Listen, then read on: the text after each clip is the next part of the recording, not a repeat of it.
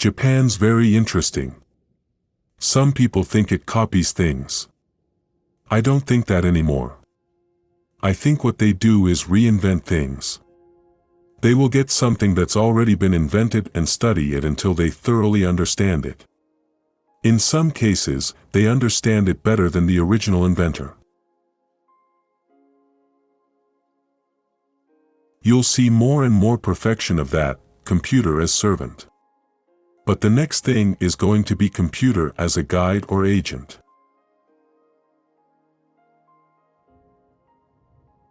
To turn really interesting ideas and fledgling technologies into a company that can continue to innovate for years, it requires a lot of disciplines. I don't think I've ever worked so hard on something, but working on Macintosh was the neatest experience of my life. Almost everyone who worked on it will say that. None of us wanted to release it at the end. It was as though we knew that once it was out of our hands, it wouldn't be ours anymore.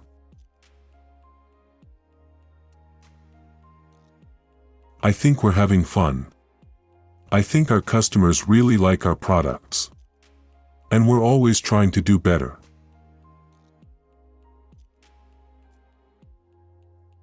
These technologies can make life easier, can let us touch people we might not otherwise. You may have a child with a birth defect and be able to get in touch with other parents and support groups, get medical information, the latest experimental drugs.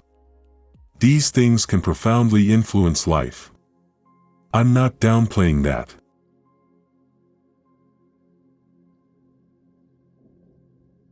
Apple's market share is bigger than BMW's or Mercedes's or Porsche's in the automotive market. What's wrong with being BMW or Mercedes?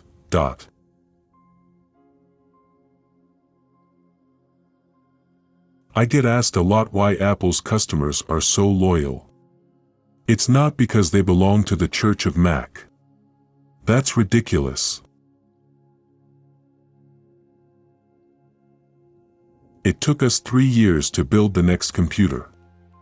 If we'd given customers what they said they wanted, we'd have built a computer they'd have been happy with a year after we spoke to them, not something they'd want now.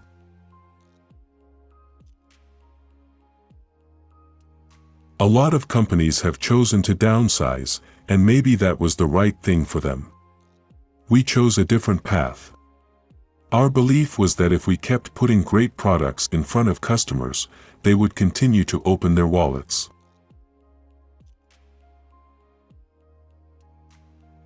It took us 3 years to build the next computer. If we'd given customers what they said they wanted, we'd have built a computer they'd have been happy with a year after we spoke to them, not something they'd want now. This is what customers pay us for, to sweat all these details so it's easy and pleasant for them to use our computers. We're supposed to be really good at this. That doesn't mean we don't listen to customers, but it's hard for them to tell you what they want when they've never seen anything remotely like it. It's hard to tell with these internet startups if they're really interested in building companies or if they're just interested in the money. I can tell you, though, if they don't really want to build a company, they won't luck into it. That's because it's so hard that if you don't have a passion, you'll give up.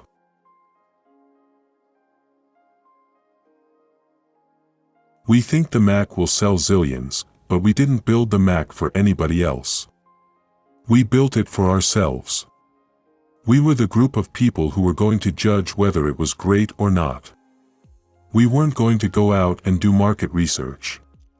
We just wanted to build the best thing we could build.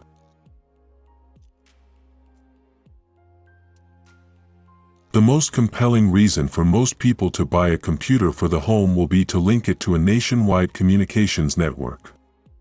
We're just in the beginning stages of what will be a truly remarkable breakthrough for most people, as remarkable as the telephone.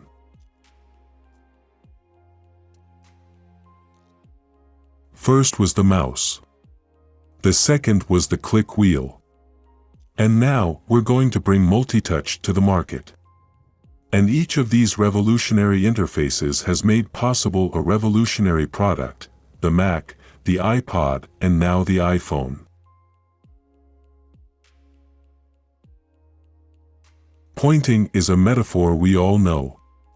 We've done a lot of studies and tests on that, and it's much faster to do all kinds of functions, such as cutting and pasting, with a mouse, so it's not only easier to use but more efficient. Bottom line is, I didn't return to Apple to make a fortune.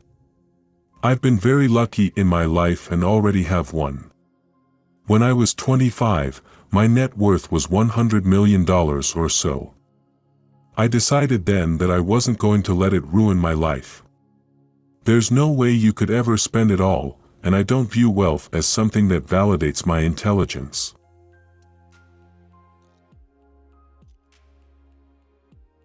What we want to do is make a leapfrog product that is way smarter than any mobile device has ever been, and super easy to use. This is what iPhone is. Okay.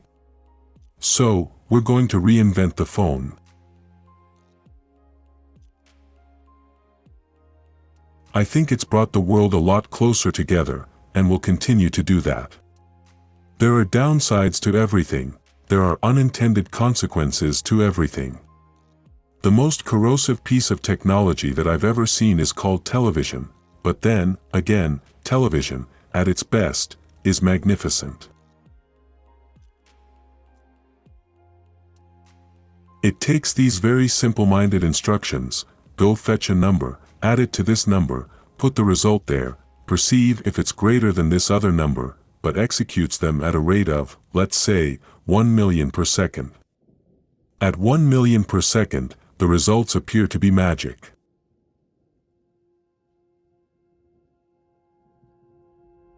I think right now it's a battle for the mind share of developers and for the mind share of customers, and right now iPhone and Android are winning that battle.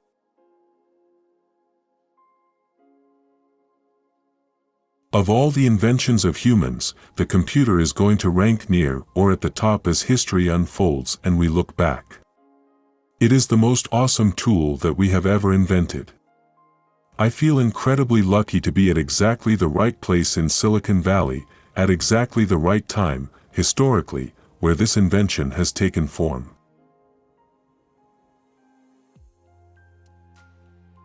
The 7-inch tablets are tweeners, too big to compete with a smartphone, and too small to compete with an iPad.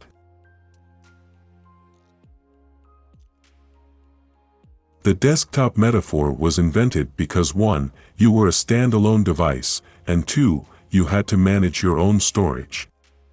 That's a very big thing in a desktop world. And that may go away. You may not have to manage your own storage. You may not store much before too long. Woz is living his own life now. He hasn't been around Apple for about 5 years. But what he did will go down in history. The manual for WordStar, the most popular word processing program, is 400 pages thick. To write a novel, you have to read a novel, one that reads like a mystery to most people. They're not going to learn /QZ any more than they're going to learn Morse code. That is what Macintosh is all about. It's not about charisma and personality, it's about results and products and those very bedrock things that are why people at Apple and outside of Apple are getting more excited about the company and what Apple stands for and what its potential is to contribute to the industry. Throughout my years in business, I discovered something. I would always ask why you do things. The answers that I would invariably get are, oh, that's just the way things are done around here. Nobody knows why they do what they do. Nobody thinks very deeply about things in business.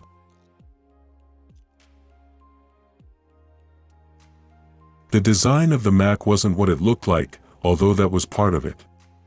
Primarily, It was how it worked. To design something really well, you have to get it. You have to really grok what it's all about. It takes a passionate commitment to really thoroughly understand something, chew it up, not just quickly swallow it. This revolution, the information revolution, is a revolution of free energy as well, but of another kind, free intellectual energy. It's very crude today, yet our Macintosh computer takes less power than a 100-watt bulb to run it, and it can save you hours a day. What will it be able to do 10 or 20 years from now, or 50 years from now?